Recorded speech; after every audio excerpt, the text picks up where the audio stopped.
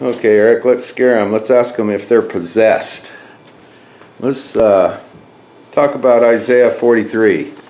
Let's zoom out of this, one of these banners that you've been showing on Facebook. Talk about one of those. All right. Isaiah 43, verses 1 through 4. We're just going to read it here, looking at each word, running through what he's saying to us. Ata ka-amer Yahweh. That means here and now, truly, yes, so it is, declares, commands, sending forth this utterance of high command, Yahuwah. So when you read something like this, it's more emphatic than, you might say, the American Declaration of Independence. He's saying, this is absolutely true. This is what it is, and you better count on it. You better understand this, and you better then use this as a foundational basis of your life, your mind, your perspective, your orientation. And when you see stuff happening in the world, stand here, grab this, and hold on, because by this you stand, and by this you fall. This is true, and if you ain't here, you're out of here. Bet resh aleph kaf. Bet resh aleph is the word bara, as in Bereshit bara Elohim, the heavens and the earth. In the beginning, created, but it also means to fill full and give a shape to. And the kaf at the end means you. So this means Yahuwah himself has filled you and given you a shape that's pleasing to him. His sense of what looks nice, interesting, desirable, he designed the shape. And then the word is Yaakov. It's translated Jacob. But the way you spell Jacob is Yod, Ayin Kuf Bet. The Yod means he will, and the word Ayin Kuf Bet literally means supersede, overreach, supplant, and it's a picture of Yaakov, remember, in the womb, reaching up and grabbing his brother's heel, whether it was to keep him from kicking him in the head, or whether it was to grab a hold and try to take what was his, or maybe a little bit of both. But interesting thing, the word kuf bet is the word for cube, or go up into the third dimension, and there's almost a picture here like Superman of Yaakov being gifted, you might say, or called to leaping up into the third dimension over the obstacles. So you could say, if you could read Yaakov as he will leap over the obstacles in one dimension by accessing another dimension and then superseding or circumventing or overreaching those obstacles, that Yahuwah himself has created Yaakov to have that ability, or this descendants of Yaakov. So you have the Elohim of Abraham, Yitzhak, and Yaakov. Just for what it's worth, we mentioned it before in a video, that Abraham isn't just the name Abraham, but it means Avar, it means pinion feathers, to fly and soar. Yitzhak is hilarious laughter and almost this picture of like fireworks going off, which is like this airborne, whoa!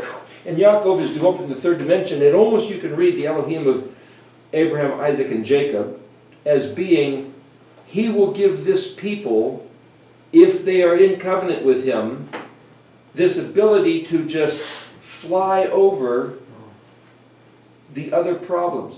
There's a verse, I can't remember where it is, I think it's in Jeremiah, it says, who are these that fly like a cloud, like doves through their coat windows? Now he's talking about his people, and he's talking about an occasion, sometime in the future from when it was written, that it's almost like when they walked across the Red Sea on dry land.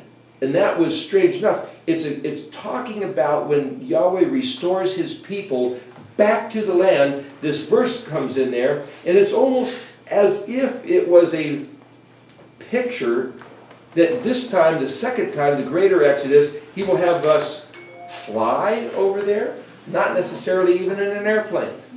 It's cryptic, who knows, but it's just there as saying he could do that, and if he did, it would be fitting with the meaning of the words Abraham, Yitzhak, and Yaakov. And when it says here, this is the truth, Yahweh has created or shaped you to overreach obstacles.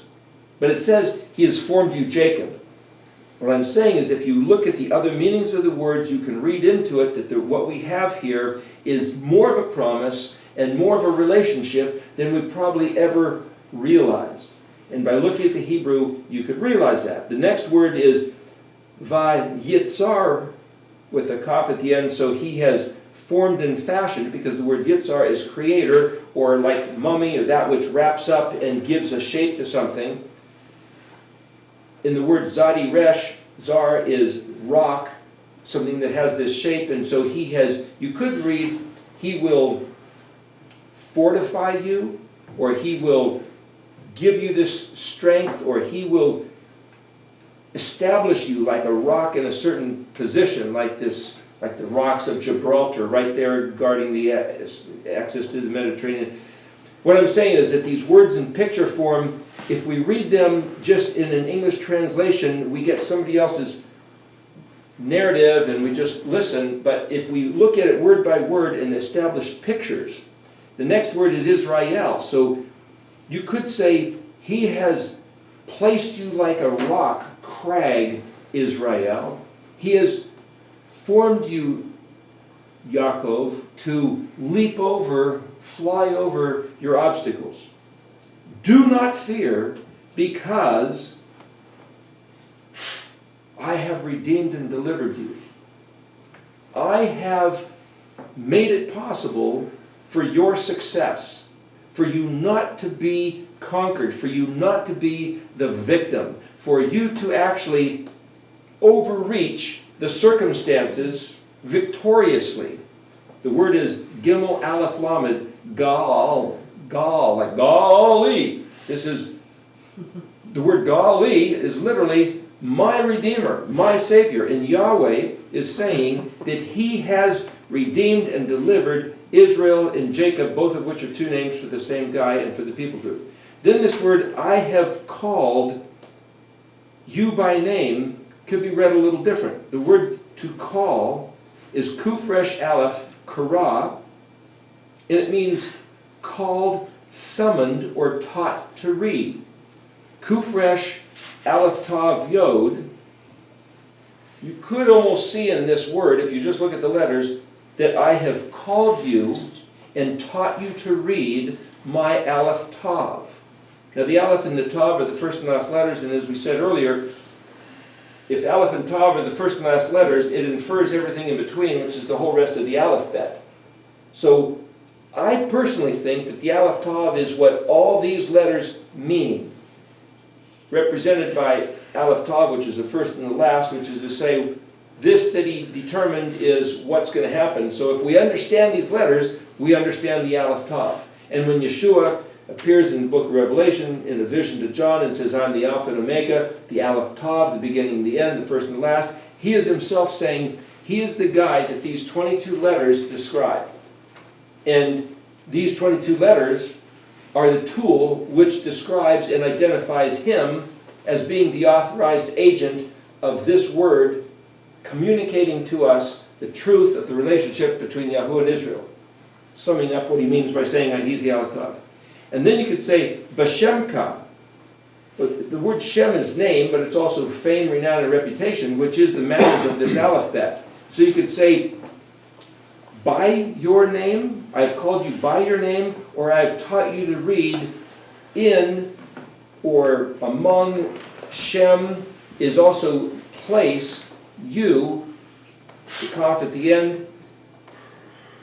I have taught you to read that in your place, your name, this is the regard of your name, your place.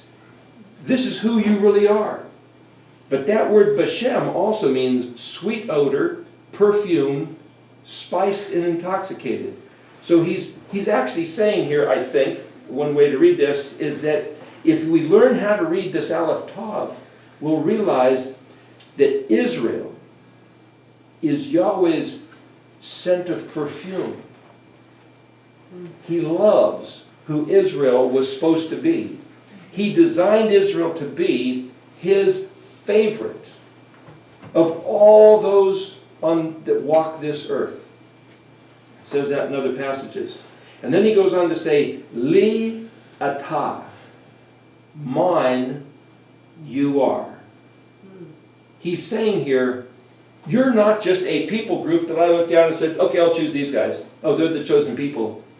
He said, this is the flavor of perfume that I like the best, and I have created you to be that scent, to be that which is the pinnacle of all my desires, my special treasure, my segula, he says in another place. That's the end of verse 1. Verse 2, because, ki, kaf yod, then this word tav, ayin bet vav resh. The word ayin bet vav resh is the same as the word eber, which is Hebrew, which is ayin bet resh, and it means growth or pregnancy or trespass, to cross over. And then it says, through the waters, you, or yours, I am. So you could say, well, what does this mean? It's translated, when you cross through waters, I am with you. Because the word for aleph-tav kaf can be translated as aleph-tav you. It's translated as with you. What does that mean? It means all these matters are yours if you are with me and you are mine. So therefore everything I promised you in any of this covenant is accessible to you and is the terms of our relationship whereby I am responsible for you and I am covering you and carrying you. It's everything we can trust in. No matter how deep these waters are getting, he will see to it that we cross over, because that's his responsibility to maintain our life, our integrity, our being. It's his responsibility, and it's his pleasure to do so. Then there's this word bet, nun he resh vav tav. It is translated in rivers, but this word nahar is shine, beam, flow, streaming, light. So you could say with flowing or with shining, or you could even picture this as you will come through shining. It's not that you're going to come through beaten up and beaten down, but you will come through victoriously. Hallelujah.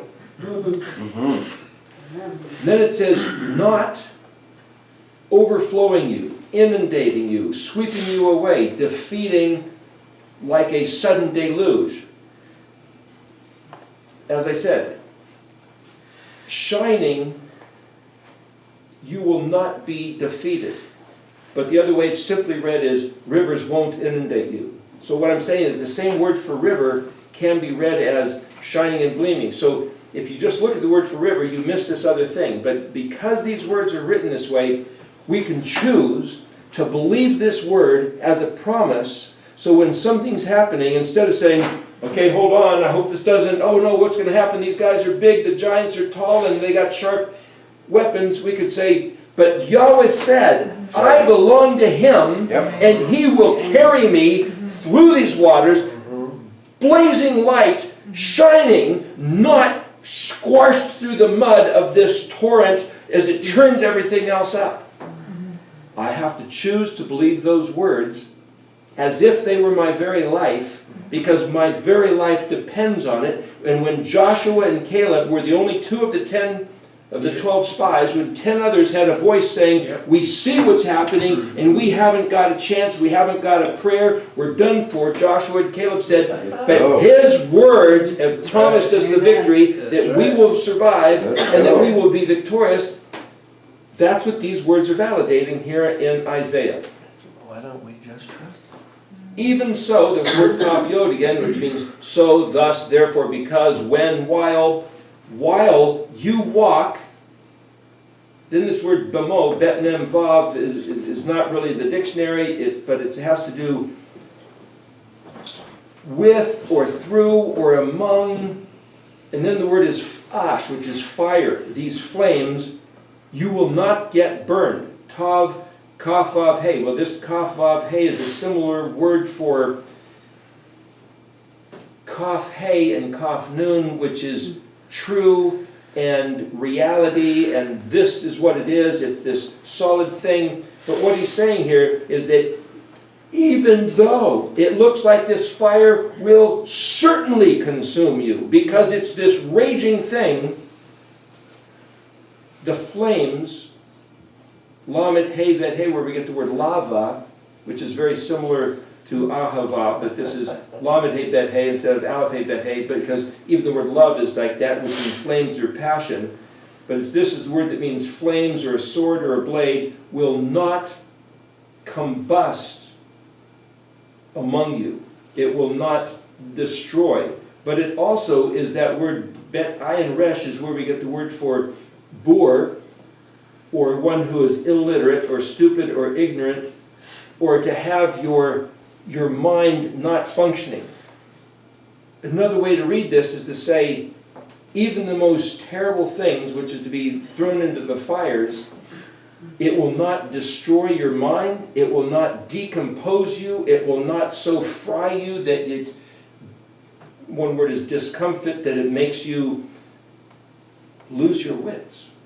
So it will not shake you from what he's offered, which is to be formed and shaped to withstand, overcome, and come out shining in any situation. We just had terrible fires here where 1,000 buildings were destroyed and even some friends lost their home. Does this mean that something like that will happen? Obviously not. But the fellow that came up here and talked to us was rejoicing in Yahweh, was happy, was confident, in a great model of composure because he trusted in Yahweh in spite of the fact that even his house was destroyed. It was a great thing to see. Verse 3, Kaf Yod, so, thus, therefore, again, because, all of this is possible because, one reason only, Ani Yahweh El-Heka, Kadosh Israel, Moshiach. I am, and that word I am, Ani, Aleph Nun Yod, is like the emperor surrounded by his fleet. It's a position of strength and giving command. I am Yahweh, your Elohim, your mighty one, your champion, your hero, the one who takes care of all the problems for you. Kadosh Israel, it's translated the Holy One of Israel. He is the one who is set apart above and beyond anybody else, whose favor is for Israel. And in another place he says Israel is his kadoshi, his beloved, his betrothed, the apple of his eye, the beat of his heart. All his attention is focused on Israel. Now any other culture, any other people group can look at it and say, well, that's not fair. A friend of mine grew up outside of Israel being this people, and he said, what a bummer. I was born not one of these people. But when he realized that he had the offer, the gift of accepting the invitation to become this people and to become this person who is the Kadoshi of Israel, it was a thrill, and it was the very life of him to accept that offer. And of course, as we were talking earlier, it's because Yeshua laid his life down, he bought us back entrance into this people group. Hallelujah. All right. It goes on to read, Nun Tav Tav Yod, which is, Natan is a gift which is giving, but Tav Tav is sub, hypo, or under. So he places underneath your feet, or underneath you, like this hand holding, and then the word is Kapurka, which is Kaf Peresh, which is a covering. So he's holding Israel like this, in both hands, completely covered. And then he says, it says Mitzrayim Cush. It's translated Egypt and Cush. But Mitzrayim is away from enemies, completely covered, away from enemies. And spindle is that which is like a spool that you wrap something around. Wow. It says spindle and Samik Bet Aleph, which is the word for basically wrapping around. So he says, not only am I covering you, but wrapping around, you're completely bound up. So we look at our circumstances and say, why doesn't it feel that way?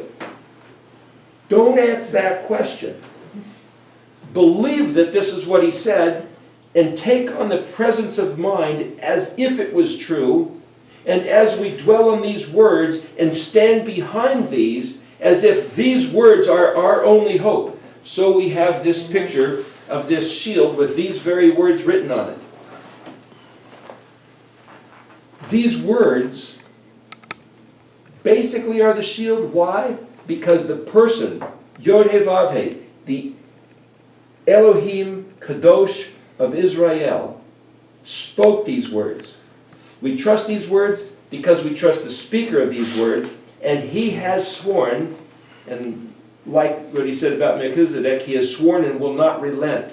When Yahweh says, this is who I am to you, he will not back down. He will not move away. He will not step aside. Yahweh himself is the shield of Israel. Yahweh himself, by giving us these words, is giving us something to hold on to. He said, I gave you no image, not a male nor a female, not an animal, a bird, a plant, not a star in the sky, or I gave you my voice. I gave you my words, and you will return to these words, he says in Deuteronomy 30 and many other places, and you will trust the truth of these words. And that's all you guys get, is the truth of these words. And Moses, when he was said, oh, you'll come and worship me on this mountain, he says, well, give me a sign. What's the sign that we're going to come and worship you on this mountain? And Yahweh says to Moshe, the sign is, you're going to come and worship me on this mountain. And you're going to stand here on this mountain and say that what I told you is true. So where's the truth that we can trust these words? We will trust these words, and we will prevail, and we will be victorious, and we will survive no matter how big any enemy from any nation or any people group is, because these words are true. Because Yahuwah Elohim Zavot, the Kadoshi of Israel, gave them to us. And that's what these words are saying. Hallelujah. Hallelujah. He goes on to verse 4. Confirm. Authentic. You have been led and guided on this path.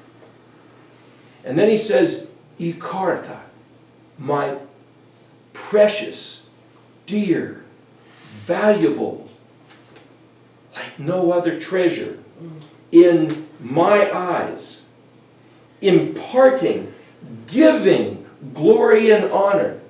He has chosen by his own eyes, because of his own estimation, to pour glory and honor, which is the word kavod, which is weight. I am loving you. And then this is word, and aleph-tav nun, that's the word tonic, or to gain strength, and then the word Adam. It sounds like what he's saying is, I am making you the tonic of mankind. I am pouring in you what every other person on this planet needs.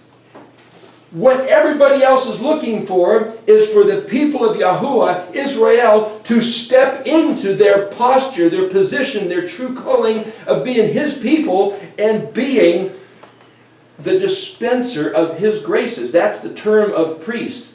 In the Catholic or the Orthodox Church, they say the priest is the dispenser of graces. Yahweh has chosen Israel to be the dispenser of his graces, which is the tonic to Adam, which is the recovery of the earth.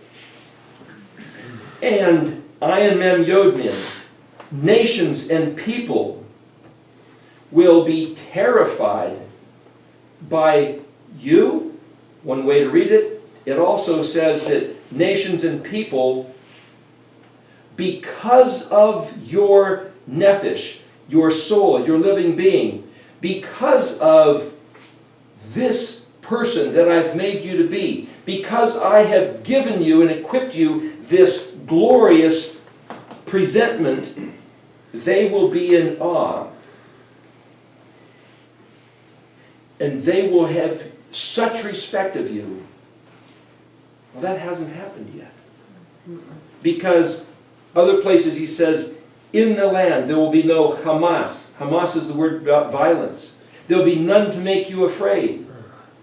Everybody will look at this people group of Israel with Yahweh's favor and go, don't mess with them. Oh God, can we do something for you? Can we help you across the street? Can we buy you lunch? That's not happening yet. So what I maintain is that we haven't even seen what it looks like on the face of this earth, Yahweh's favor upon this people, in the midst of their adversaries, like presenting a table before you in the presence of your adversaries. We haven't seen it. So to think that the world should end now, because, oh, we've been refined and all this is going to happen in the by and by and the 1,000-year reign where there is no adversaries, isn't the picture this paints. This is a picture that says Yahweh will turn his favor on his people, and all the other peoples of the world that have been hounding his people, chasing them, pillaging them, robbing them. He says he will turn the tables and pour out the wrath. This is in Deuteronomy 30. And all the curses will end up on the head of those who have been besieging Israel. That hasn't happened, but the way I read this is that he will turn these tables when his people, when we turn back to his ways, doing truth, doing kindness, doing justice, doing righteousness. And he says when, in another place, when justice is like water. What does that mean? Water finds its own level. Justice is scales of balance. When we do the right thing, just scales of balance, then he says righteousness will flow like a river.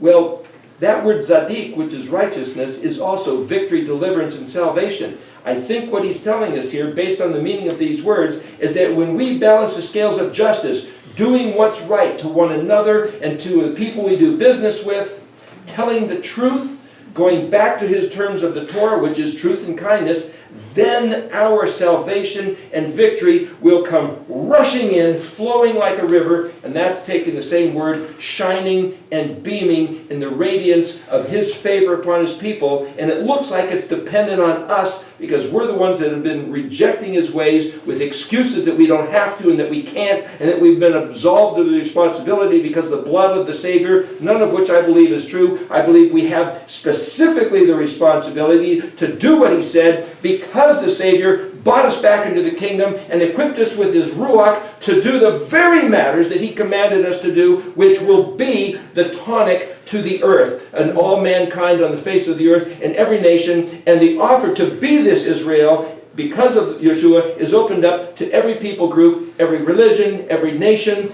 Anyone can be this Israel. And then he goes on to say, at the beginning of verse 5, do not fear, because yours I am. He says, beginning, do not fear because you are mine. And now he says, do not fear because I am yours. The notion that we must have in our minds, we are possessed by Yahweh. We are his possession. He thought of this relationship. He designed this world to accommodate this relationship. He designed everything to functionally accommodate the interaction of this relationship. He created Israel. He called Israel. He equipped Israel to be his favored people, his kadoshi, and so that through Israel, he will dispense his graces, all of his mercies upon anyone who would receive it. And we must remember, Ani ledodi vedodi li. I am my beloved's, my beloved is mine. And as he says here in other words, ki atka ani and li ata. He is ours, and we are his. Israel is the possession of Yahuwah. Are you possessed? Dang right. Thanks, Eric. Hallelujah. Hallelujah.